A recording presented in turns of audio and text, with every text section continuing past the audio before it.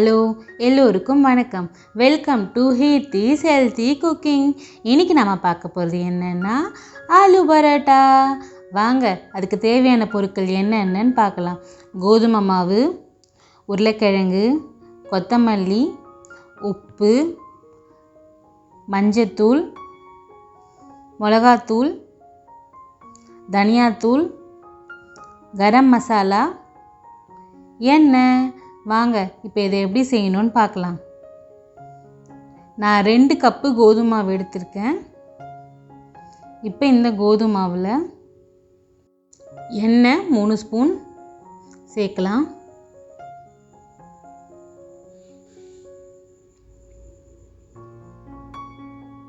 ஒரு ஸ்பூன் உப்பு. இப்போ இதை சப்பாத்தி மாவு பக்குவத்தில் பிசைஞ்சிக்கலாம். கொஞ்சம் கொஞ்சமாக தண்ணி விட்டு சப்பாத்தி மாவு பக்குவத்தில் பிசைங்க. இப்போ இது ஒரு 10 to 15 minutes ஊறட்டும். இப்போ நம்ம உருளைக்கிழங்கு ஃபில்லிங் எப்படி செய்யறதுன்னு பார்க்கலாம். நான் 3 உருளைக்கிழங்கு எடுத்திருக்கேன். இப்போ இதை உருளைக்கிழங்கை நல்லா ஸ்மாஷ் பண்ணிக்கலாம். இப்போ இதில் 1/4 ஸ்பூன் மஞ்சத்தூள், 1 ஸ்பூன் கரம் மசாலா,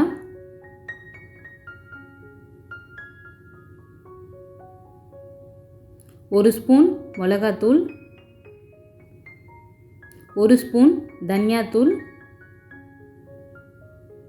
1 ஸ்பூன் உப்பு. உப்பு உங்கள் தேவைக்கேற்ப. கொஞ்சமாக கொத்தமல்லி ஃப்ளேவருக்காக. உப்பு உங்கள் தேவைக்கேற்ப சேர்த்துக்கோங்க. சப்பாத்தி மாவுலேயும் நம்ம உப்பு போட்டிருக்கோம். இப்போ இதை நல்லா மிக்ஸ் பண்ணிக்கலாம். இந்த மசாலாலாம் உருளைக்கிழங்கு எல்லா இடத்துலையும் பரவுற மாதிரி.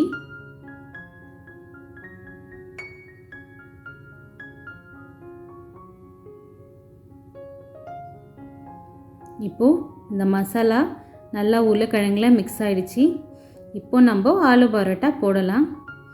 இப்போ மாவு 10 மினிட்ஸாக ஊறிட்டுருக்கு. இதை சப்பாத்தி போடலாம். இப்போது நம்ம நார்மல் சப்பாத்திக்கு போடுறதை விட கொஞ்சம் மாவு எக்ஸ்ட்ராவாக எடுத்துக்கோங்க. அப்போ தான் ஃபில்லிங் வச்சு ரவுண்டு போடுறதுக்கு கரெக்டாக இருக்கும். கொஞ்சம் பெரிய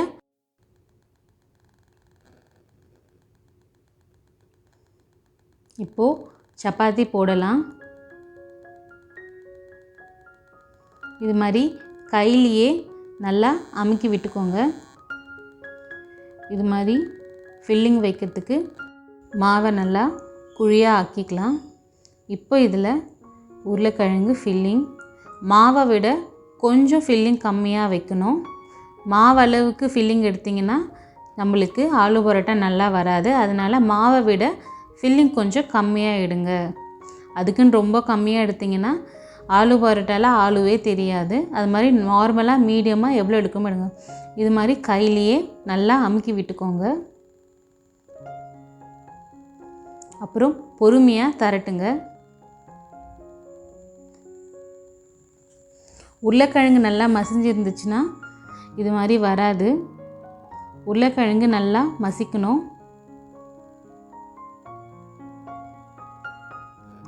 இப்போது தவா சூடு பண்ணி தவாவில் இந்த பரோட்டாவை போடலாம்.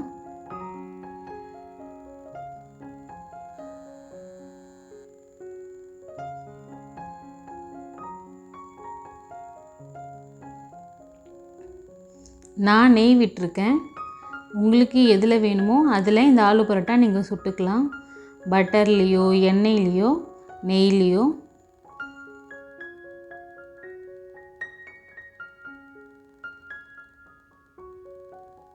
இது காலையில் பிரேக்ஃபாஸ்ட்டாக சாப்பிட்டிங்கன்னா ரொம்ப எனர்ஜியாக இருக்கும்.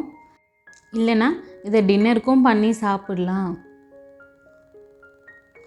காலையில் ப்ரிப்ரேஷன் டைம் ரொம்ப கஷ்டமாக இருக்குது அப்படின்னு தோணுச்சுன்னா நைட்டில் ட்ரை பண்ணி பாருங்கள். நிஜமாக நல்லாயிருக்கும் ஆலு பரோட்டா. இப்போது இது மாதிரி திருப்பி திருப்பி போட்டுகிட்டே இருக்கணும். திருப்பி திருப்பி போட்டால் நம்ம சப்பாத்தி பரோட்டா சீக்கிரம் வெந்துடும். ஆலு பரோட்டா ரெடி ஆகிடுச்சு. இதை நம்ம சர்வ் பண்ணிக்கலாம். சுட சுட ஆலு பரோட்டா ரொம்ப டேஸ்டியாக இருக்கும். கண்டிப்பாக ட்ரை பண்ணுங்கள். இதை நீங்கள் அப்படியேயும் சாப்பிடலாம். இல்லைனா ஒரு கிரேவி கூட சேர்த்து சாப்பிடலாம். எல்லாருக்கும் ரொம்ப பிடிச்ச ஆலு பரோட்டா. கண்டிப்பாக ட்ரை பண்ணிவிட்டு எப்படி இருந்துச்சு எங்களுக்கு சொல்லுங்கள்.